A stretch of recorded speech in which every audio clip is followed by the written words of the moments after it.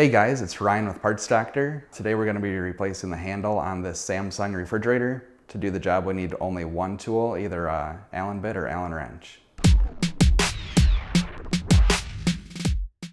First we'll need to open up the door. Next we'll remove the Allen set screw. Next pull the handle back and then lift up to remove. While you've got the handle removed, check the door handle mounting screw to make sure that it is not loose. If it's loose, you can tighten it with a Phillips screwdriver.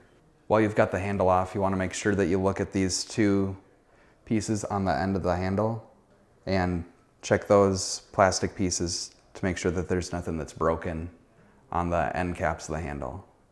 If you have a broken handle and you need a new one, check out partsdoctor.com and you can search with the model number from your refrigerator to make sure you find the correct handle. To reinstall the handle, we'll make sure that the door handle screw on the door goes into this larger opening, and then we'll slide the handle down so it locks into place. Once the bottom of the handle is in place, pull the top of the handle outward and push it onto the door handle screw. Push the top of the handle so it's flush with the door of the fridge, then install the set screw.